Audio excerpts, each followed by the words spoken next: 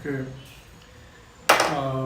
Good afternoon to everybody. We are doing probability today. So as you all know that probability of an event, what is the definition of probability?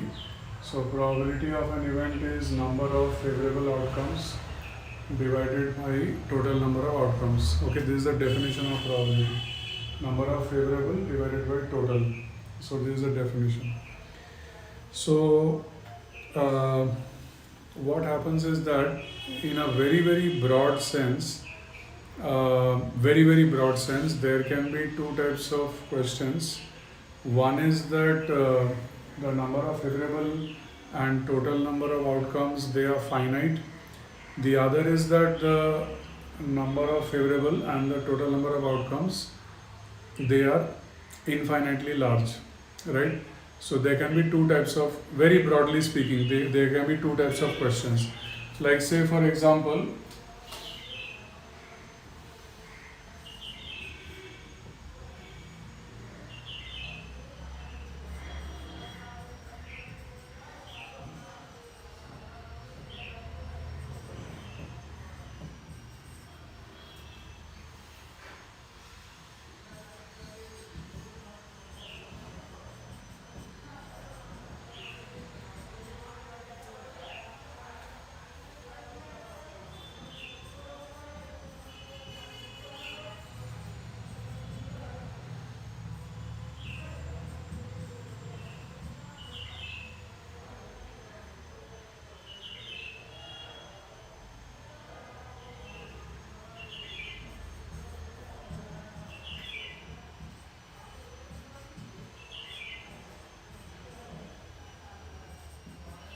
so like I said, let's have a question where the number of favorable ways and the total number of ways, they are finite.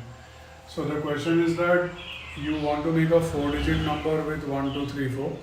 Using 1, 2, 3, 4, you want to make a 4-digit number, but the number has to begin with 4. You want to make a 4-digit number with 1, 2, 3, 4, but the number has to begin with 4. So for making a 4-digit number, the number of ways is 4 factorial, and the number begins with 4. It will be 3 factorial. So the answer will be 3 factorial by 4 factorial, that is equal to 3 by 4. That will be the answer. Okay, so how many numbers of 4 distinct digits can be made with 1, 2, 3, 4 beginning with 4? So here, actually it's a probability question. Okay, I should have probably written the language a bit differently. It's looking like a permutation combination question. It's a probability question. So the number has to begin with 4. So that is 3 factorial, because it has to begin with 4. So the other 3 digits can have permutation of 3 factorial ways. And you want to make 4-digit numbers with 1, 2, 3, 4. So in how many ways you can do it? 4 factorial. So 3 factorial by 4 factorial. So that means the answer will be 3 by 4. So this is a question where the favorable and the total, they are both finite. Okay.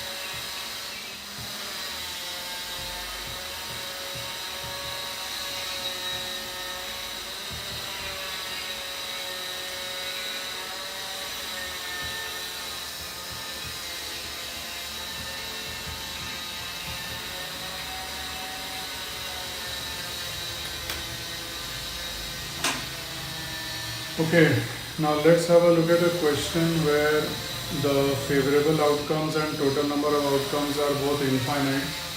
So it's written that a football match is played from 4 p.m. to 6 p.m.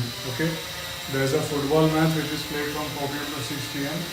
A boy arrives to see the match not before it starts. So there's a boy, he has come to see the football match, but the boy doesn't reach before the match starts. Like he comes after the match starts. So the question is, what is the probability that he will miss the only goal in the 15th minute? Okay. So there's a football match. The match starts at 4 p.m. ends at 6 p.m. And there is a boy who comes to see the match, but he comes after the match has started. So what is the probability that in that match, in the 15th minute, there's a goal and that is the only goal? And what is the probability that he will miss it?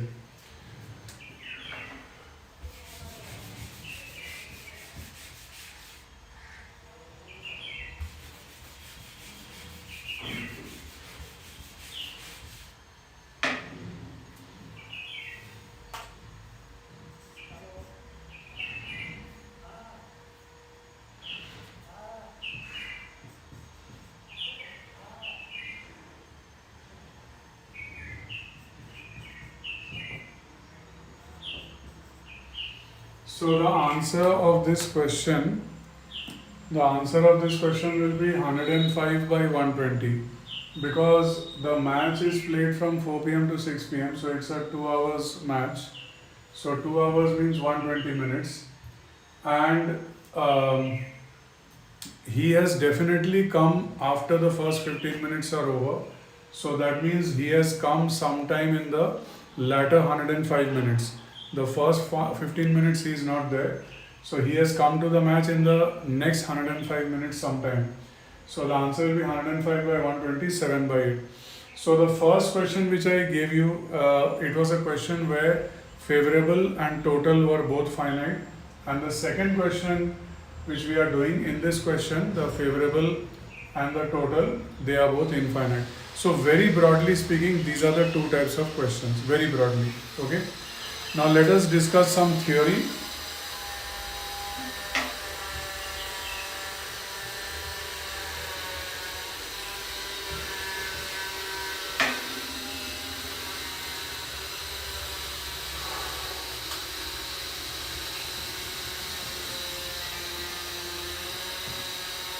Okay, the first theory is that the probability of an event lies between 0 and 1.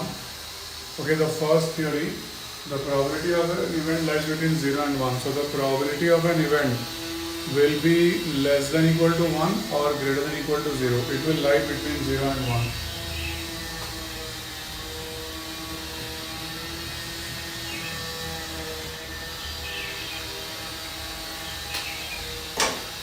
The next important theory is that there is something called, the complement of an event.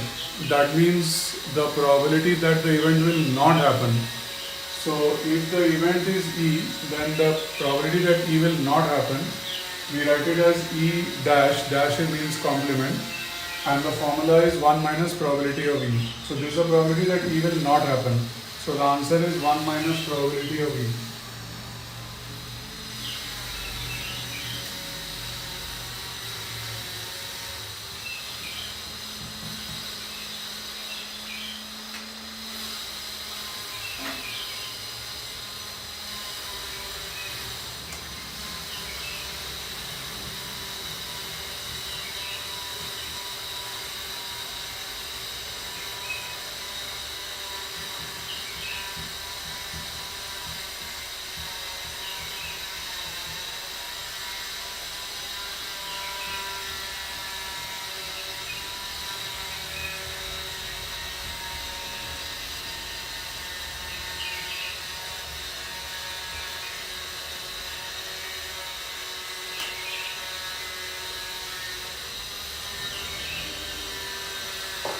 Okay, the next thing is there is this concept called odds in favor and odds against.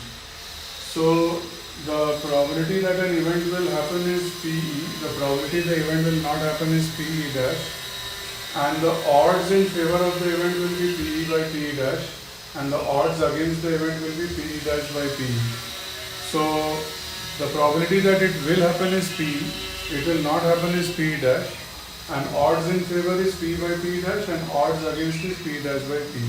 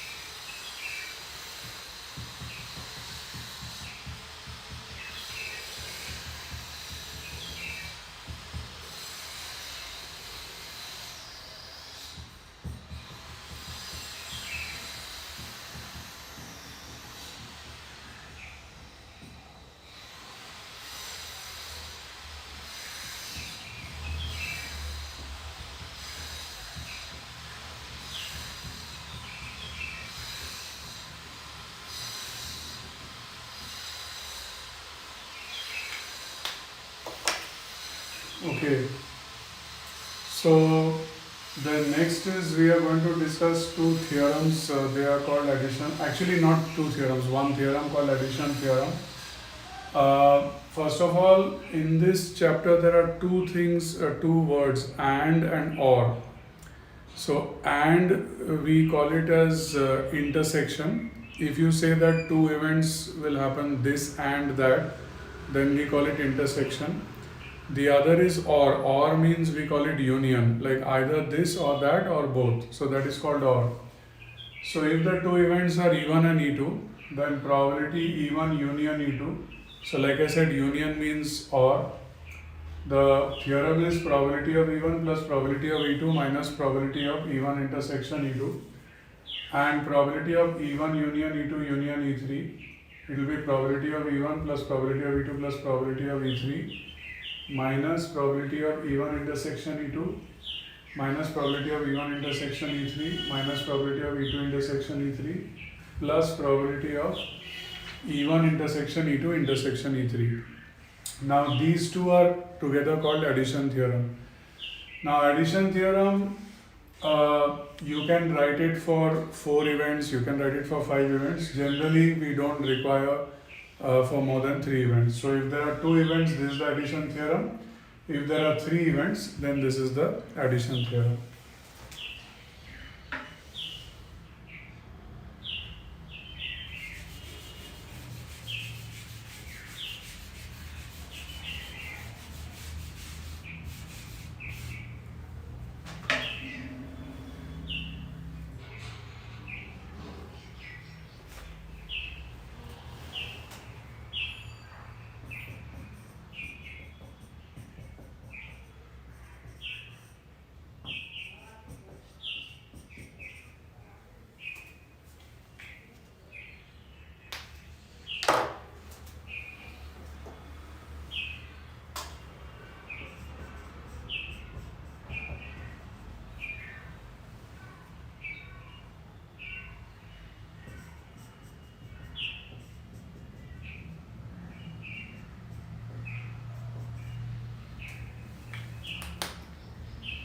Okay, the next thing is suppose if there are 2 events E1 and E2 and they are both mutually exclusive. Suppose there are two events, one is E1, one is E2, and they are mutually exclusive. Mutually exclusive means that the occurrence of one will straight away overrule the occurrence of the other.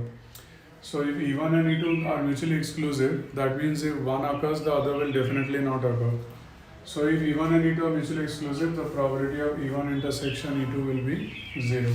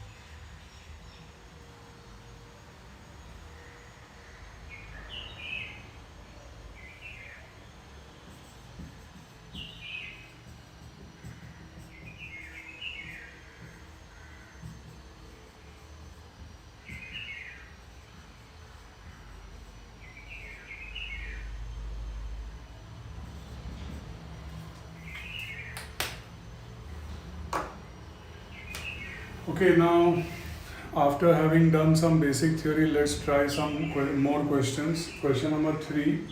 So we already did those two questions earlier. Question number 3. If two numbers P and Q are chosen from 1, 2, 3, 4, 5, 6, 7, 8, 9, 10 with replacement, determine the probability that the roots of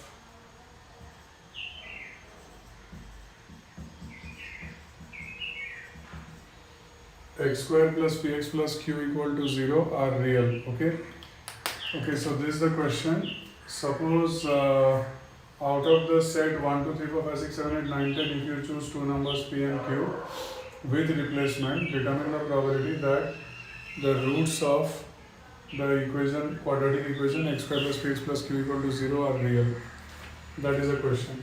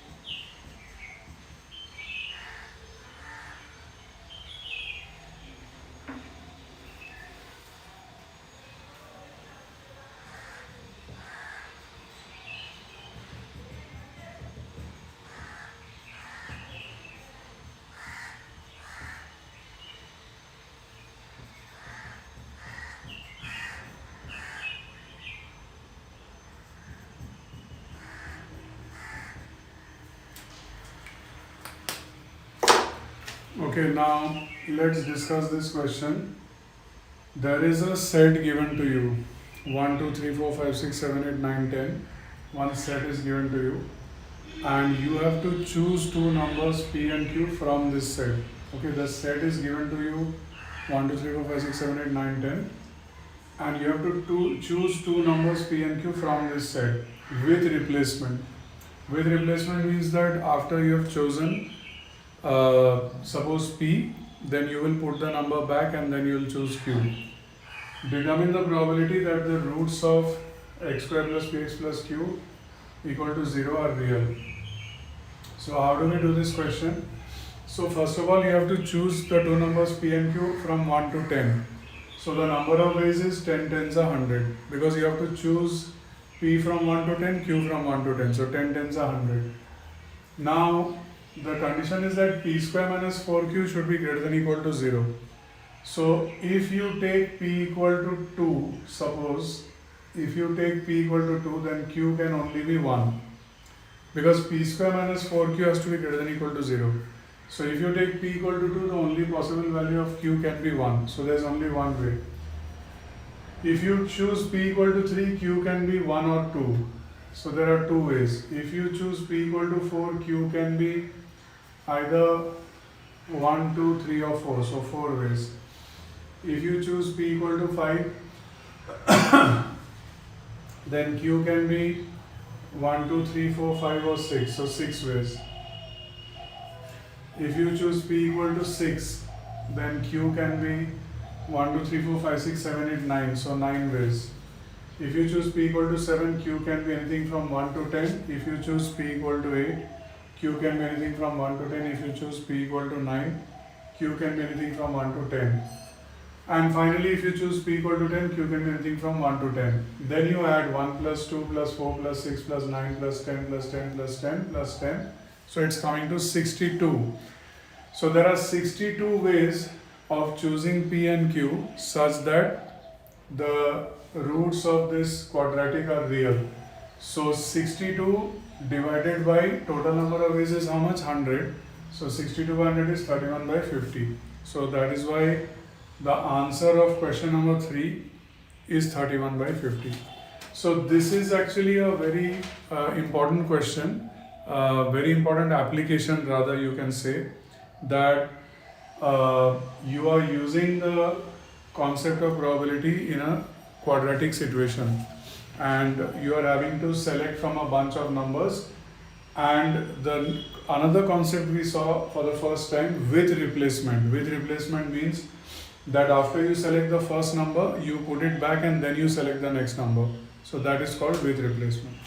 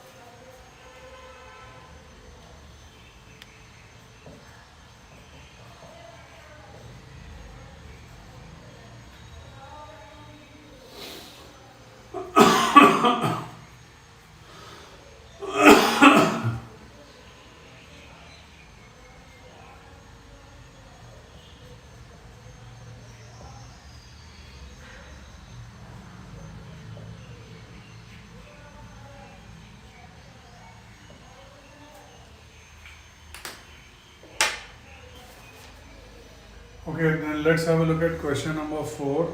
The question says two squares are chosen at random from the small squares drawn on a chessboard. So in a chessboard you know that you have 64 small squares, so you have chosen two squares at random. What is the chance that the two squares have exactly one corner in common?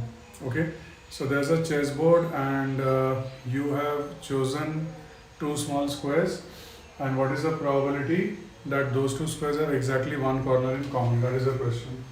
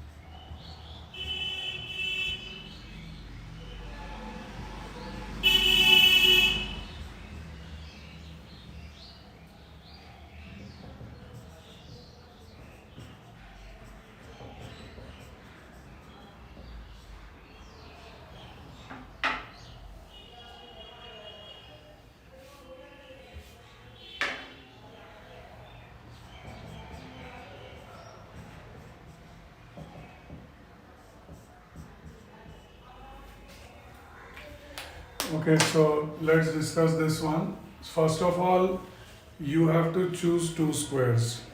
Okay, it's a chessboard and you have to choose two squares. So first of all, let's be very clear that in a chessboard, if you have to choose two squares, it will be 64C2. So selecting two squares is 64C2. After that, you will have to select two consecutive rows or columns, right? So you will have to select two consecutive rows or columns, and so the number of ways of selecting two consecutive rows or columns, it will be 7, because you know that there are 8 columns and 8 rows. So to select two consecutive rows or columns, the number of ways will be 7, right? Because it is consecutive, that's why. Now, after you have selected two consecutive rows or columns, the number of pairs with a common corner, okay, the number of pairs with a common corner. Now, how do we do this?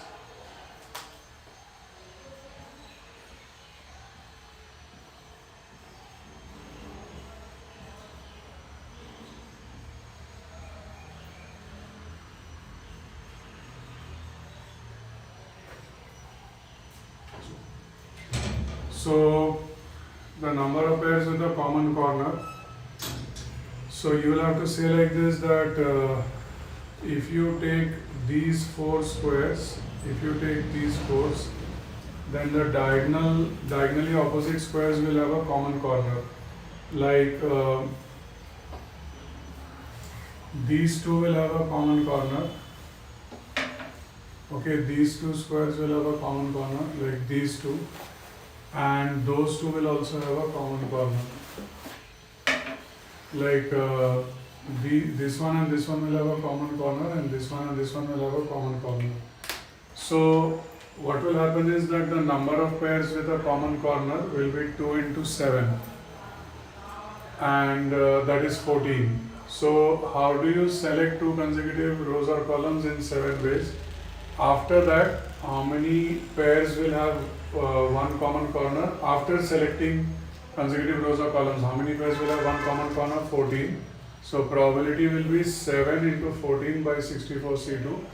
So 7 by 144. So question number 4, how many ways you can have two squares out of a chessboard? You can select two squares so that they have one corner common.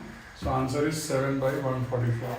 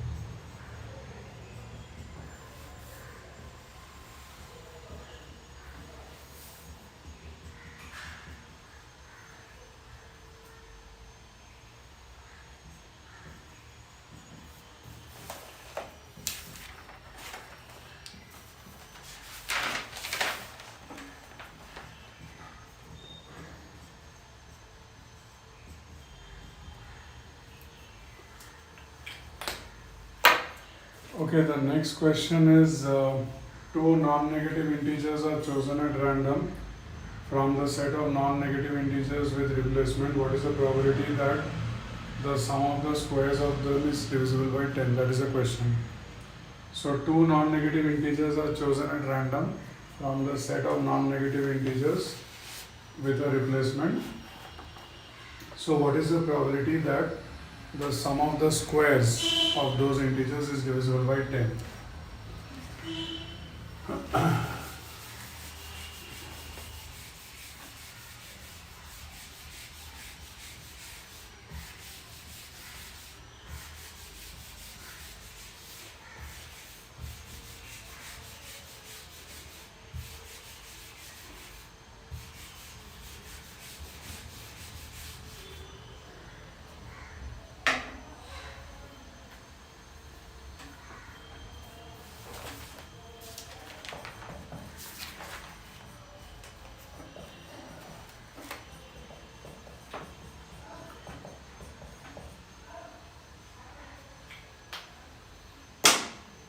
So you can choose two non-negative integers in 10 into 10, 100 ways, right? Total number of ways will be 10 times 100. That is the first thing.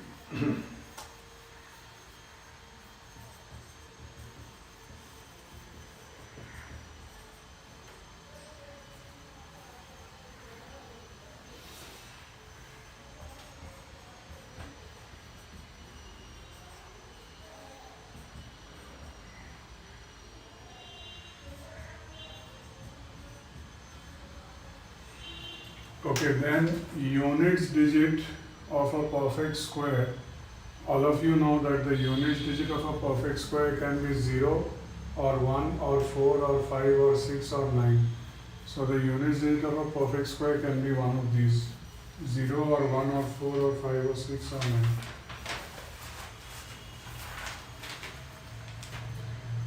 Now,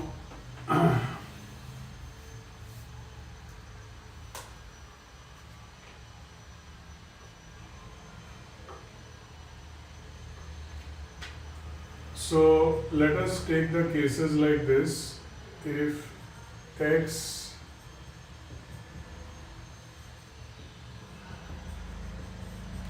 units digit is 0,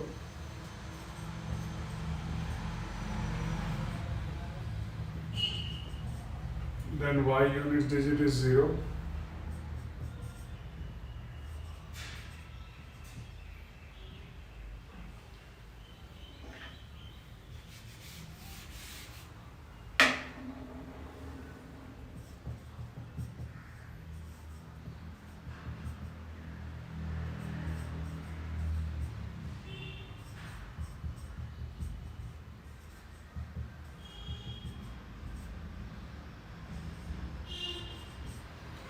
Now suppose the x units digit is 1 or 9, then the y units digit must be 3 or 7. See, the idea is that the sum of the squares has to be divisible by 10. So if the x units digit ends with 0, then that is if x units digit is 0, then y units digit must be 0. If x units digit is 1 or 9, y units digit must be 3 or 7.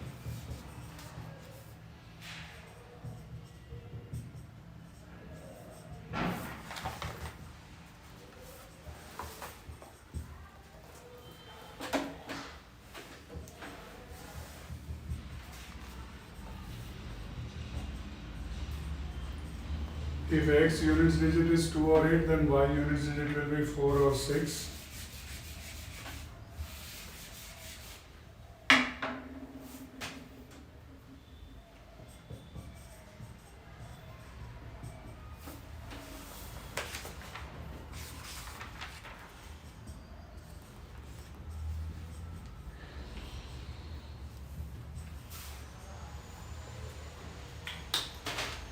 If the units digit of x is 5, then the units digit of y is 5.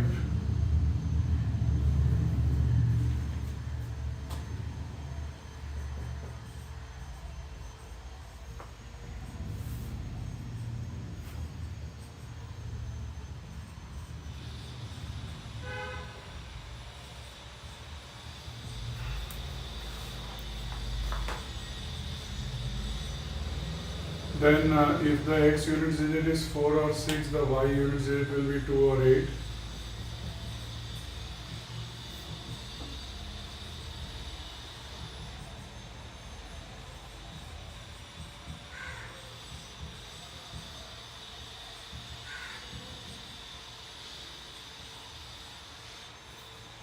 If x units digit is 3 or 7, then y units digit is 1 or 9.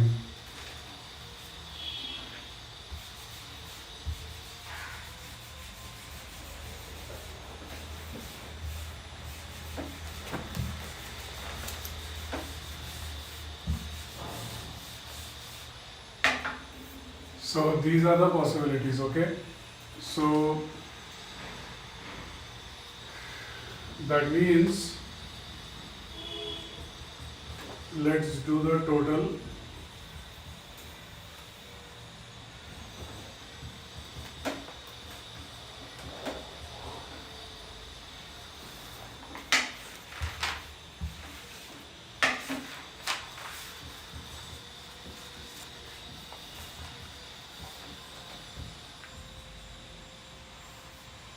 So total is coming 18.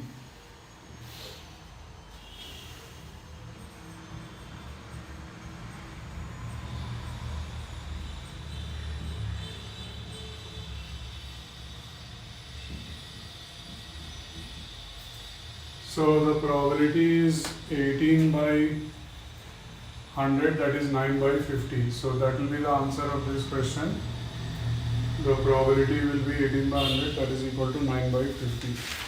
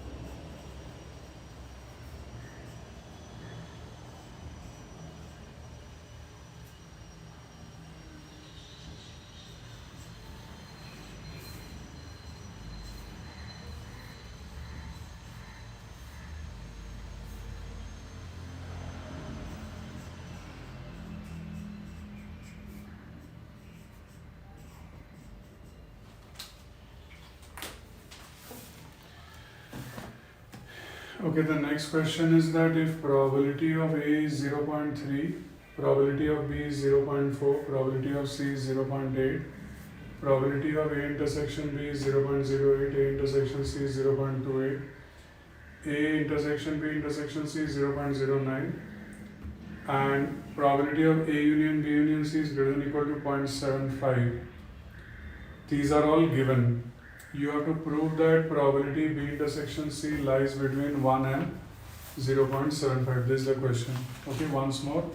Probability of A is 0.3, probability of B is 0.4, probability of C is 0.8, probability of A intersection B is 0.08, A intersection C is 0.28, and A intersection B intersection is 0.09, and it is given that probability of A union B union C is greater than 0.75.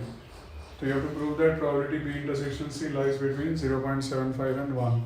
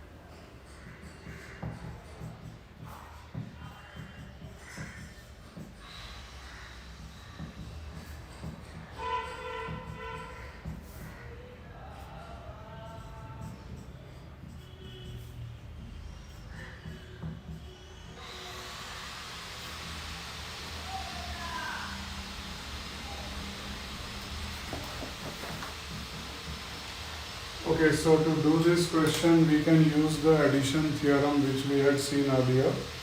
So probability A union B union C is probability A plus probability B plus probability C minus probability A intersection B minus probability A intersection C minus probability B intersection C plus probability A intersection B intersection C.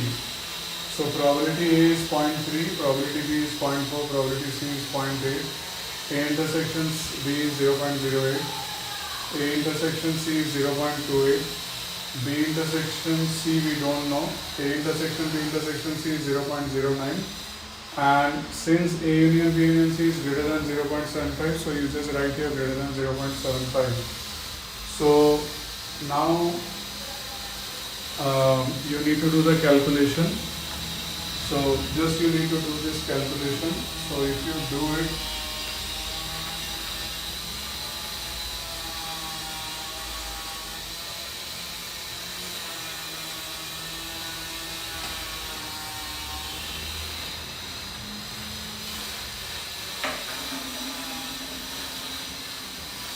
and just one more thing, this probability A union B union C will be less than 1.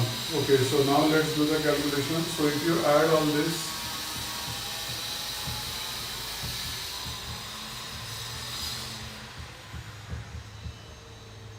then you will get 1 greater than equal to 1.23 minus probability B intersection C is greater than 0.75. So that will give you probability B intersection C lies between 0.23 and 0.48. That is the final answer of this question. So 1.23 minus probability B intersection C lies between 1 and 0.75. So probability B intersection C will lie between 0.23 and 0.48, and that will be the final answer of this particular question. So this was a application of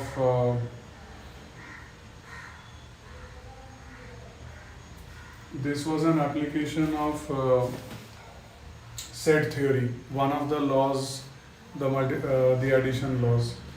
Okay, now in probability there is a kind of question in which one event will go on taking place till a particular outcome is reached. Like till a particular desired outcome is reached, the event will go on taking place. Now these kind of sums, they are generally done by a method of infinite geometric progression, right? That means you will have to go on doing the trials till you get a particular answer.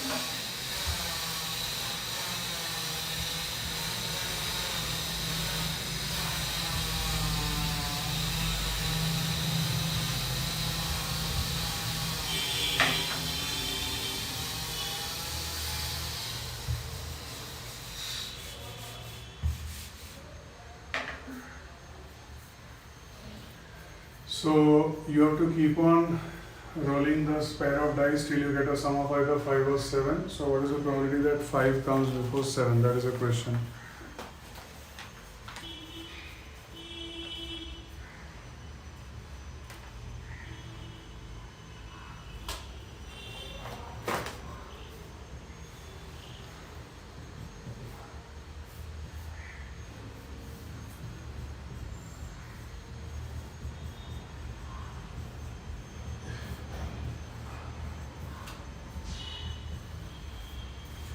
So probability of getting a 5, you can get 1, 4, 4, 1, 2, 3, 3, 2, 5, 36. So probability of getting a 5 is 1 by 9.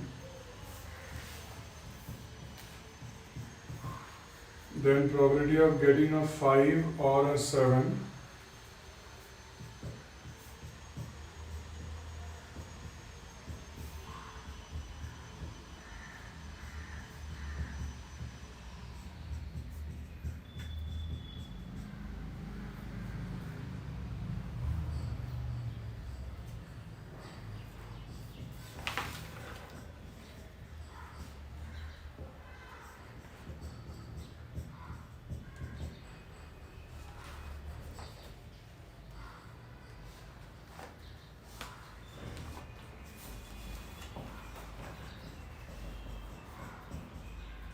So 1, 4, 2, 3, 3, 2, 4, 1, 1, 6, 2, 5, 3, 4, 4, 3, 5, 2, 6, 1. So 10 by 36, so 5 by 18 is the answer. So this is probability of getting 5 or 7.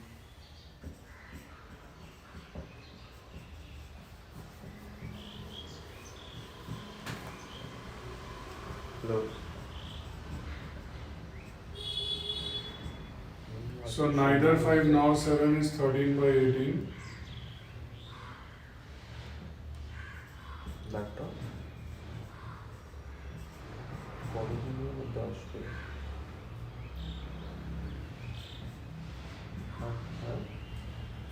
So 5,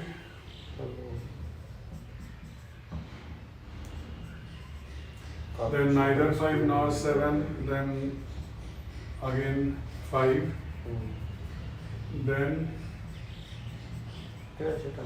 neither 5 nor 7 two times, and then 5, and so on. So you can see that what is developing is a geometric progression of infinite terms. A geometric progression of infinite terms is developing. So probability of getting 5 is 1 by 9. Probability of getting either 5 or 7 is 5 by 18. So neither 5 nor 7 is 13 by 18. So the probability that you will get 5 before 7, it will be 1 by 9 plus 13 by 18 into 1 by 9 plus 13 by 18 whole square into 1 by 9, and so on.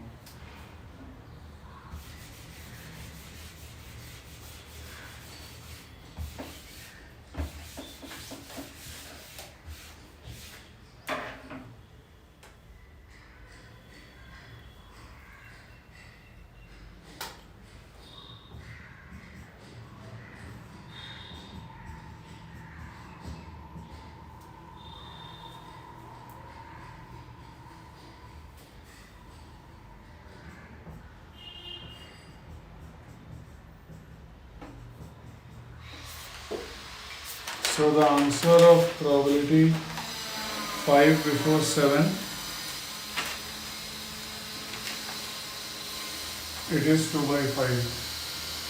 So this was an example of a question in which the solution is obtained by considering an infinite GP, right? So the question is given to you, and the expression has to be evaluated as an infinite GP.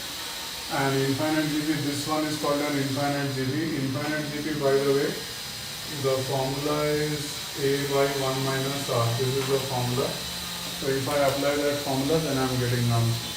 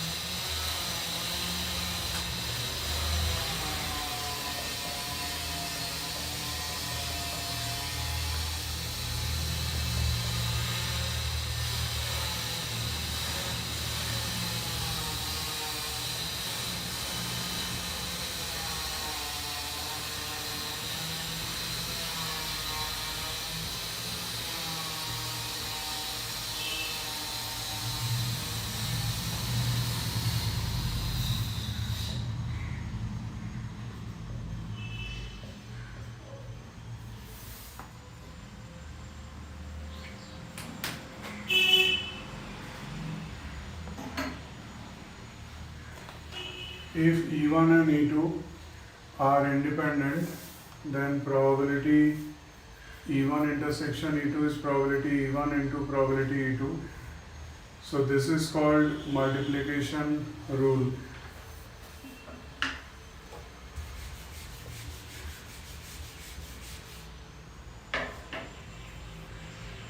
So independent means that they don't depend on each other. It's something like, if I say I toss a coin and I get a head, and my friend tosses a coin and he also gets a head. So they are independent, they are not depending on each other. So if you have independent events, then probability of their joint occurrence is equal to product of their probability. This is called the multiplication rule.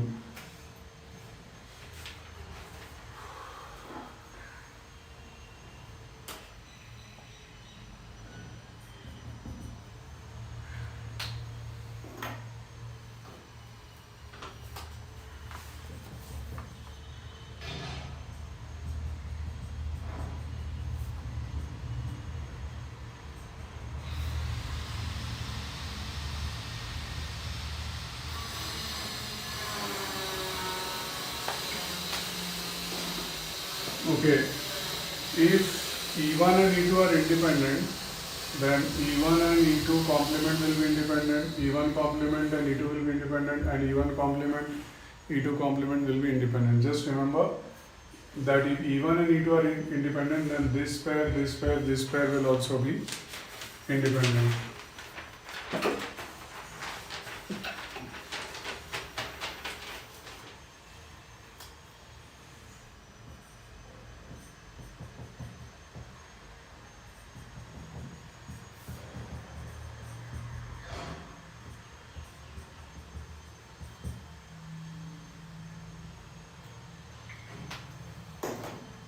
So if you have two events E1 and E2, then probability E1 union E2 whole complement, it is probability E1 complement intersection E2 complement. This is called De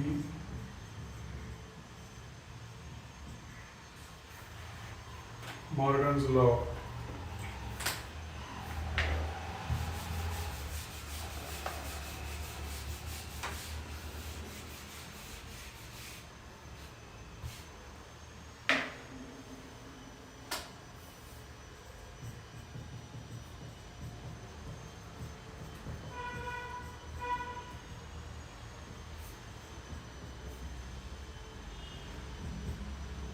So there is another version of De Morgan's law. Probability E1 intersection E2 whole complement is probability E1 complement union E2 complement. So these two are together De Morgan's law. So actually this form of De Morgan's law we can use, like say for example, if E1 and E2 are independent, so this form of De Morgan's law we can use. We can say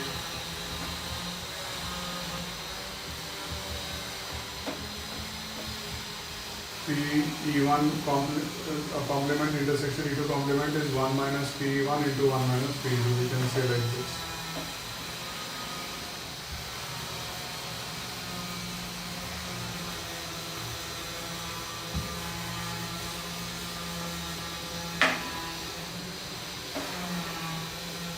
Okay. Now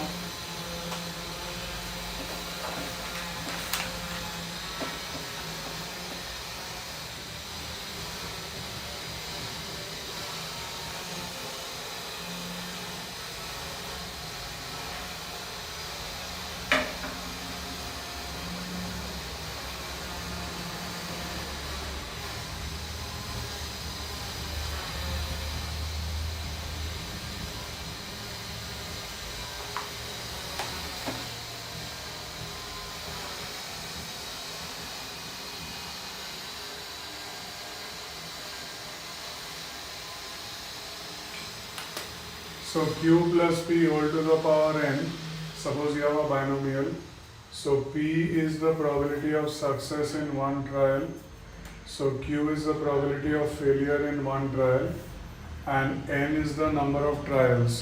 Okay, suppose there is a suppose there is a trial and you are repeating it n times. Okay.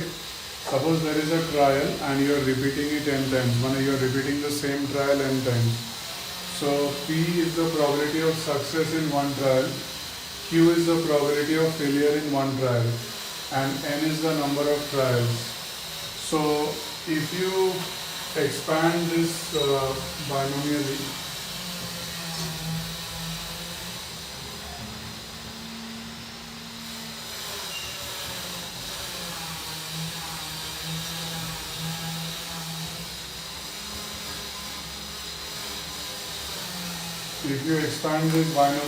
q plus p whole to the power n is q to the power n plus nc1 q to the power n minus 1 into p plus nc2 q to the power n minus 2 into p square up to p to the power n.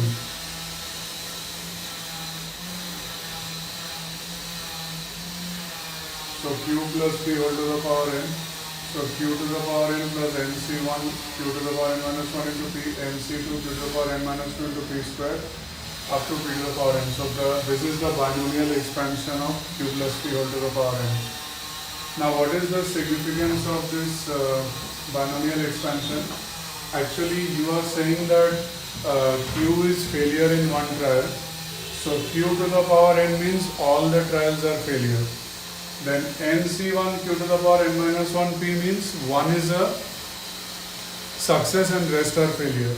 nc2 q to the power n minus 2 p square means that 2 is success, rest are failure. So each term of this binomial will give you the probability of that many number of successes. So you have p to the power 1, so this whole thing is probability of 1 success. You have p to the power 2, so this whole thing is probability of 2 success, and so on. So this is known as the binomial distribution.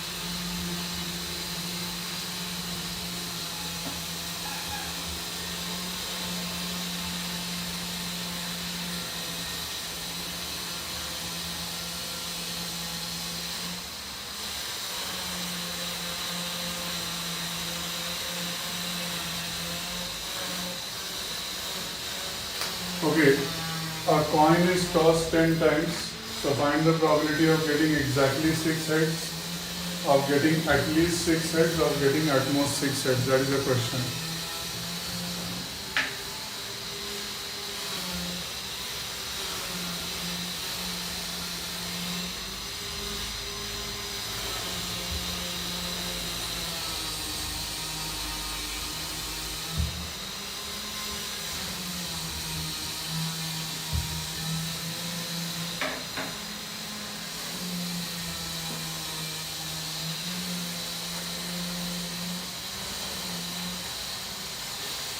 So you are tossing a coin.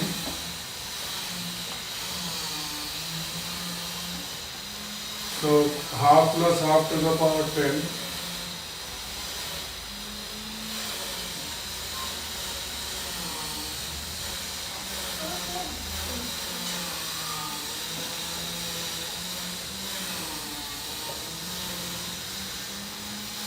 So 10c6 half to the power 6 half to the power 4. So this will be the probability of getting exactly 6 heads. Then at least 6 heads.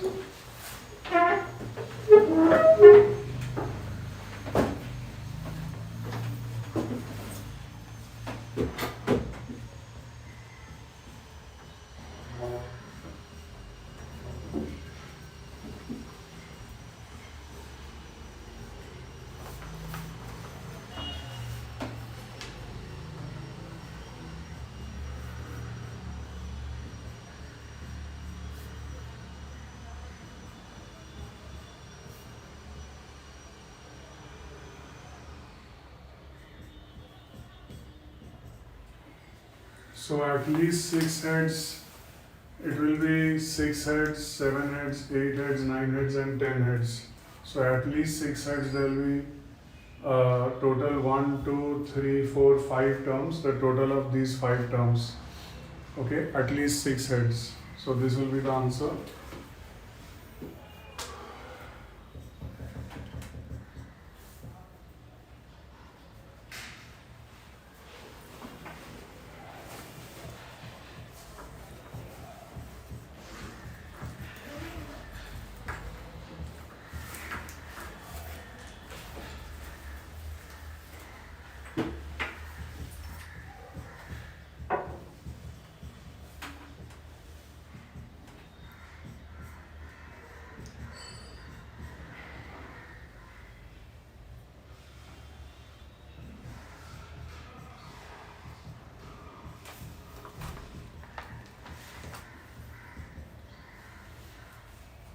So if you say at most 6 heads, then this will be 0 heads, 1 head, 2 head, then 3 heads,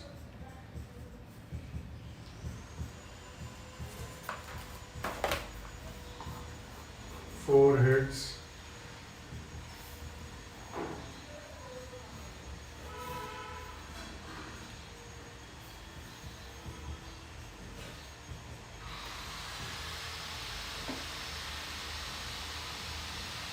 5 heads and 6 heads. So the probability that you will get at most 6 heads will be probability of 0 head plus 1 head plus 2 head plus 3 head plus 4 head plus 5 head plus 6 head. So if they say probability of at most 6 heads, then this will be the calculation. So we have completed everything in this chapter today except for 2 topics. One is called conditional probability and the other is called, there is one application of conditional probability called Bayes theorem. So except for that, we have completed everything in this chapter. So what we will do is that we will quit the session for today, and probably I think, well, I'm not sure, but maybe next session we will resume with the remaining part of this chapter. I'll be informing you in the group, okay, what we will be doing in the next session. Okay, thanks a lot. Then I'll conclude this particular session. Thank you. Bye all of you.